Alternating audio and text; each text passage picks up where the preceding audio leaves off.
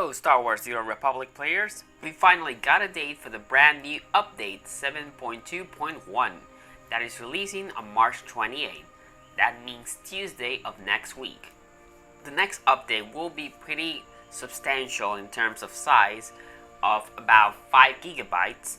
This is because it will include the big release of the 64-bit client update. What does 64-bit means for the future of the game right now? This will improve overall the performance in the game. It will give the game the ability to use more memory. It will also future-proof the game so that the game performs better with the better technology, better graphic cards, better modeling, the option to use multi-threading, multi-CPU cores, and just overall better support because a lot of stuff from 32-bit is outdated and is not going to get updated in the future. So now the game will be in a much better way for it to keep evolving and keep improving. Ultimately, will we see a big difference in terms of the game? I think only time will tell how much substantially the game will change in the future, but it should definitely help development of future content. So hopefully we get to see a bit of how things change with that. Now the other next major thing that's dropping with this update is Season 4 of Galactic Seasons. This one is called A Passage of Peace. It will feature a new companion called Amity. Now there was a bit of a PTS to test some things on PvP and the 64-bit, and on that PTS some things were found for this coming Galactic season. This is a shot that was found for Amity. We don't know if this is the final version of the character, but this is how it looked in the BTS. There's also a couple of interesting things, like this Pilgrimage Banta, probably is going to be the mount. Some of the decorations see here, Gormak Electrical Turret, Containment Chamber Blue, Coal Moon Meditation Shrine, and Life Support Terminal. So this one's a bit more different than previous ones, but given that there's a Pilgrimage Banta and a Gormak turret, it does make me wonder if perhaps this is somehow connected to Boss.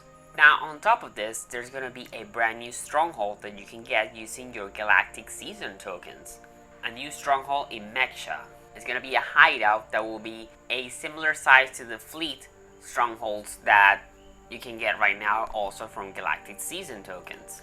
Storystyle also posted some things that she found on getting into the Stronghold on the PTS, so I'm going to show you here quickly some screenshots that should give you an idea of what that looks like. As you can see, it does have that similar vibe to the Fleet one, but also has the aesthetics of Mek Sha, like in the clubs and bars kind of thing. You just have to basically keep off the colors yourself, but it has a nice window view. And you can see like the door entryways into the rooms are very much like the one when you explore Mek Sha. But that's not all. Remember that now PvP has rewards and a season system, and the second season of PvP will also begin with this update. And it will include brand new rewards, which they have shown us on the official website. And it's a very samurai theme. The PvP season is called Piercing the Veil. Here you can see a bit of that samurai look. It will also of course include the trophies that specify this is season 2, so that one's going to be always a recurring one. It also features this very cool one with all the katana looking swords, and one of those statues where two of the people with the same armors are striking each other, similar to the previous season.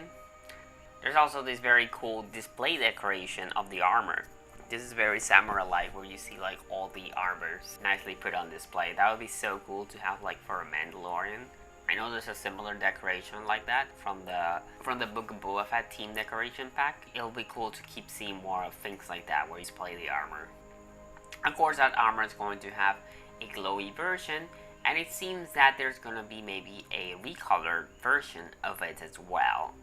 Now they make some changes to PvP, which is one of the things they were testing on PTS. Basically, they're balancing out how many points you get and the medal system. So for example, defender points, when you're defending an outpost in the war zone, you will get 700 points now instead of 500. Turret control zones have been increased. If you defeat a player while you're defending, you will get 500 points. And if you're attacking a opposite team turret, you will get 500 attacker points if you defeat that other player. So this was something I actually went into the forums and told them that I think it needed a change where it needed to reward players when they're attacking and grabbing a turret control, because otherwise players were often just trying to defend all the time, trying to get the medal, and you aren't being rewarded for also trying to play on the offensive. So I'm glad they did this. Hopefully progression will feel a lot better too for getting that medals challenge that's a weekly. So another good thing is that they're adjusting so that you don't need to get 8 medals anymore. This time you only require 7 medals in order to get full credit for a match for your PvP season, but also to get progression on the weekly challenge. It used to require 8 medals, now will require 7. They also posted a little bit to give you an idea of how the shards work and how much you get in progression. And another little extra detail they added is that they made adjustments to matchmaking so that large groups are more likely to be matched against each other instead of having a whole large group match with a bunch of solos filling. So one of the things they want to also start tackling in future updates is the economy in the game. As you know, a lot of people are very, very rich in the game, having millions, billions of all kinds. And one of the recent things they did to tackle a little bit of that is that you can buy the first 15 tiers of the PvP seasonal track.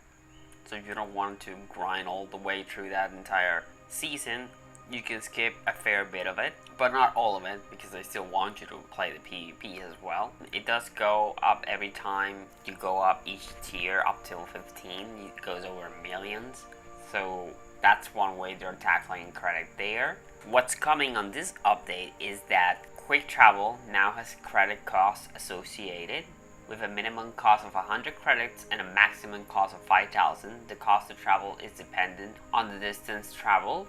Priority Transport Terminal now costs the original planet travel cost to transfer between daily areas.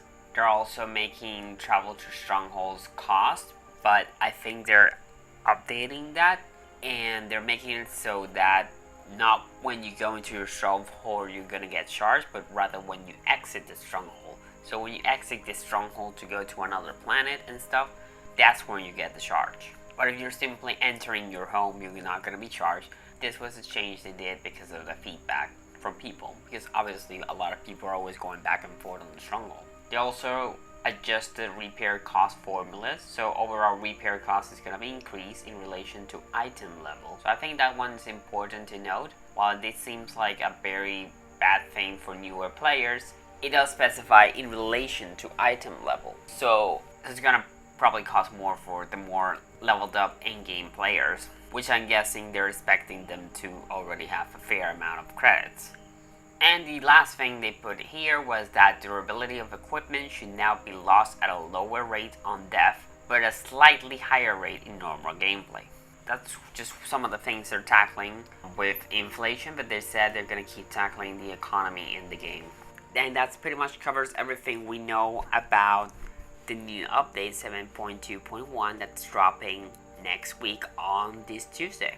In terms of other stuff like story, we're not getting anything new story for this update as far as I know, because they usually make new stories when it's a newer number up. So for the next story bit, it would have to be 7.3 update. So we have to stay tuned for that. For now, just enjoy and grind out the Galactic Seasons. Anyways, see you next time.